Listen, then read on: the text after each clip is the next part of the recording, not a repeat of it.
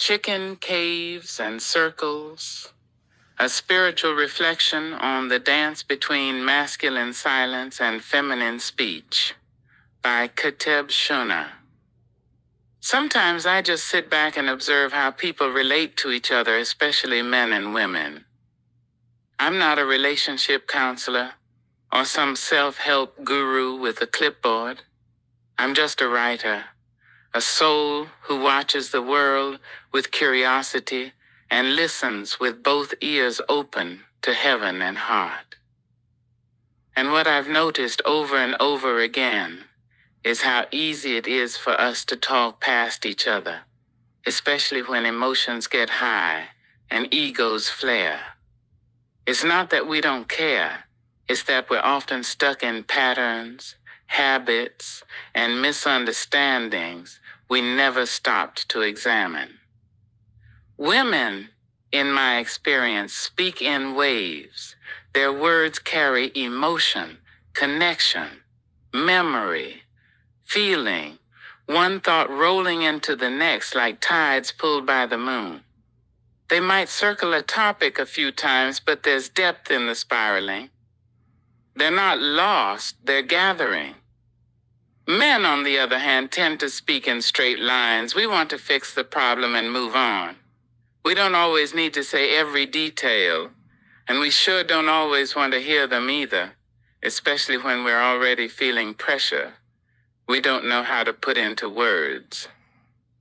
But here's the truth the world rarely tells us. We need each other's differences, but we need her sensitivity and his presence, her expression and his steadiness, her detail and his calm observation.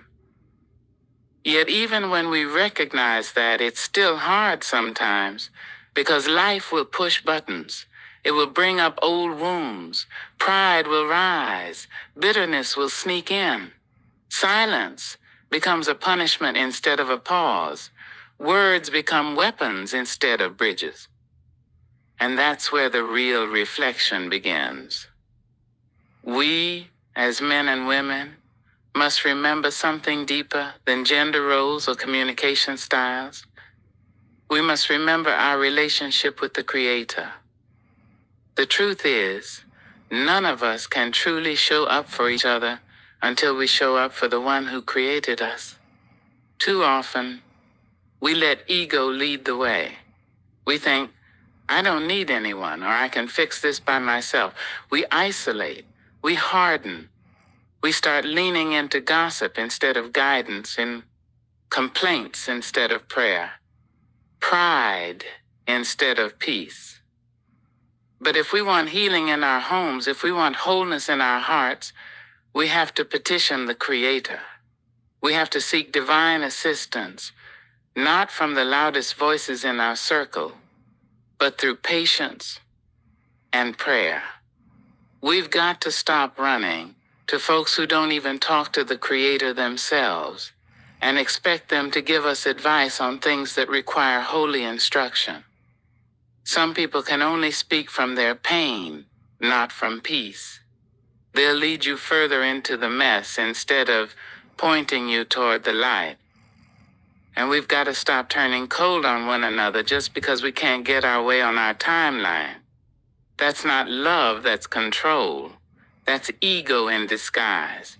Love doesn't always speak loud, and it doesn't always look like victory in the moment. But when it's rooted in the Creator, it has endurance. It has wisdom. It knows when to pause, when to speak, and when to pray.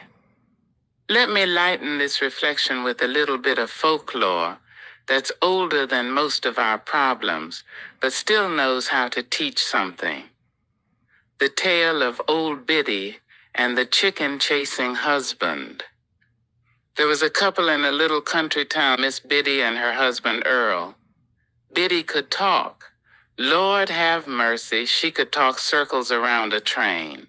She'd discuss the church fundraiser, the neighbor's cousin's medical issues, and her own arthritis, all while cooking a full breakfast. Earl, meanwhile, was quiet. Real quiet. The kind of man who could sit through a thunderstorm and only say, One week, Biddy noticed the chicken coop was falling apart. She told Earl, "That door's loose again. These chickens got me out here chasing feathers like I'm late for track practice. You said you'd fix it." Earl nodded and went back to reading his paper. A few days later, after nearly breaking her ankle slipping in chicken droppings, Biddy had had enough. "Earl, you gonna fix this coop, or do I need to baptize these birds in hot grease and start over?" Earl finally stood up slow, scratched his head, and said, "Woman, I've been thinking about it." "Thinking? I've been thinking too, mostly about frying these chickens and maybe you with them." Earl just smiled and said, "I don't fix nothing in a bad mood. That's how you break things twice. Let me sit with it. Let me get my spirit right." Sure enough, the next day that coop was repaired, reinforced, and painted fresh. Biddy didn't say much. He just handed him his coffee and let the chickens be chickens. That might sound like just a funny story, and it is, but there's wisdom in that coop. Earl wasn't lazy. He was deliberate. And Biddy wasn't nagging, she was overwhelmed.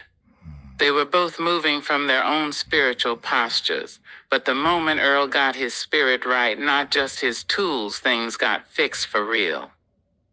And that's what I'm saying. We have to stop trying to fix each other with broken spirits. We have to stop dragging our pride into our partnerships and calling it strength. We've got to invite the Creator into the process. Before we speak, pray. Before we give up, listen. Before we call 5 friends to vent, sit in silence and say, "Creator, show me what I need to learn here." And let me also say this plainly. Just because a person is quiet does not mean they lack the ability to communicate. Don't judge silence as a weakness. Some of the most thoughtful people speak the least because they're processing deeply. And being monotone or reserved doesn't mean someone is passive-aggressive. It might just mean they communicate differently. Grace means making room for the way others express themselves. Now let me share another tale. One my grandmother Celestine used to tell me when the air was thick and the porch was cool. The story of the mule and the well. A farmer had an old mule that fell into a dry well. The farmer thought long and hard and figured the mule was old and the well needed to be filled anyway, so he grabbed a shovel and started throwing in dirt. The mule, realizing what was happening, began to panic. Dirt hit its back, more dirt, but suddenly the mule did something strange. With each shovel of dirt, the mule shook it off and stepped up, eventually. To everyone's amazement, that old mule stepped high enough to walk right out of what was meant to bury him. Moral: sometimes life and people will throw dirt on you. Doubt, dismissal, disrespect. You can panic and sink, or you can shake it off and step up. And the only way to do that with grace is by staying in tune with the Creator. Ego will tell you to retaliate. Bitterness will tell you to wall up. But the Spirit will tell you to rise, forgive, and walk in wisdom. We, as men and women, were never meant to fight against each other. We were meant to walk with each other. And to do that, we must walk with the one who knows the road ahead. When your emotions try to lead you, pause.